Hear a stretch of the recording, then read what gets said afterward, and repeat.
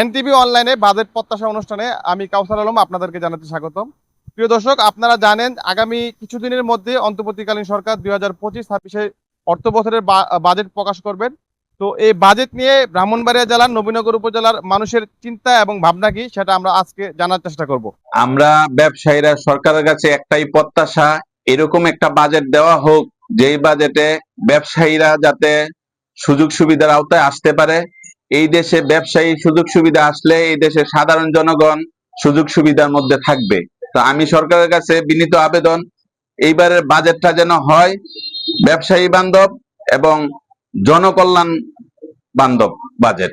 আমরা আশা করছি আগামী বাজেটে আমাদের বিদায়ী শিক্ষা উপদেষ্টার অঙ্গীকার অনুযায়ী আগামী বাজেটে শিক্ষকদের জন্য নতুন কিছু থাকবে। বিশেষ করে আমাদের ঈদ বোনাস, আমাদের মহার্ঘ ভাতা এবং আমাদের শিক্ষকদের জন্য স্বতন্ত্র বেতন স্কেল বা শিক্ষকদের যে আমাদের বৈষম্য বিরোধী বাংলাদেশ যে আমরা গড়তে পারছি, বৈষম্যহীন বাংলাদেশে শিক্ষকরা, বেসরকারি শিক্ষকরা যেন আর বৈষম্যের শিকার না হয়, বাজেটে সেটার প্রতিফলন থাকবে আমরা প্রত্যাশা করছি।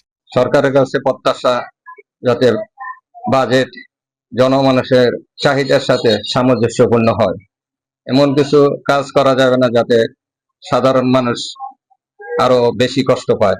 বিশেষ করে চিকিৎসা সংক্রান্ত যে ব্যাপারগুলো আছে, কমিউনিটি হেলথ ক্লিনিক থেকে উপজেলা এবং সরকারি পর্যায়ে যে স্বাস্থ্য কেন্দ্রগুলো আছে, এটাতে যাতে স্বল্প মূল্য ওষুধ পাওয়া যায় এবং আরো বেশি মানুষের চাহিদা যাতে পূরণ করা যায়, এখানে স্বাস্থ্য খাতে বাজেট বাড়িয়ে দিতে হবে যাতে জনমানুষ বেশি উপকৃত হয়।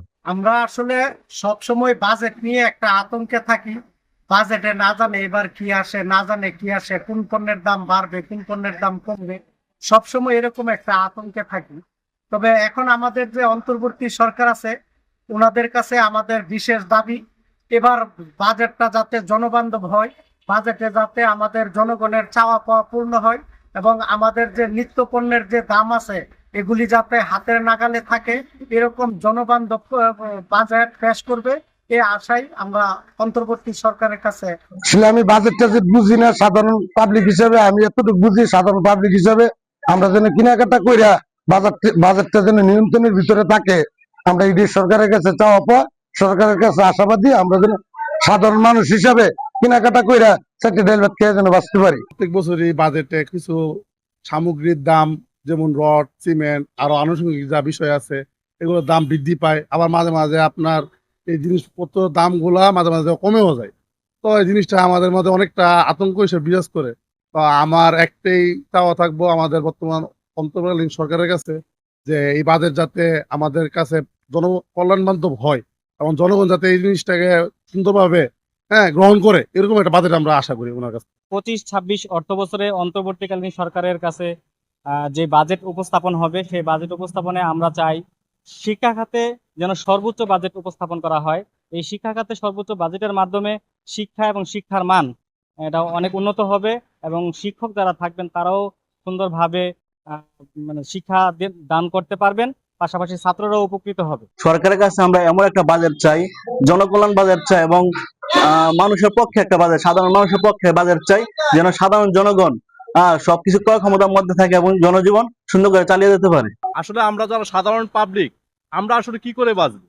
ওনারা ওনাদের মন গড়া মতো কিছুদিনের ভিতরে লুটতরাজ করার জন্য যে যার যার মতো করে বাজেট পেশ করবে, আর এই বাজেটের টাকাটুকু আমরা যারা সাধারণ জনগণ তারা এটা সুফল ভোগ করতে পারতেছি না। আমরা এমন একটি বাজেট চাই যে বাজেট সাধারণ জনগণের কল্যাণে আসবে, রাষ্ট্রের কল্যাণে আসবে।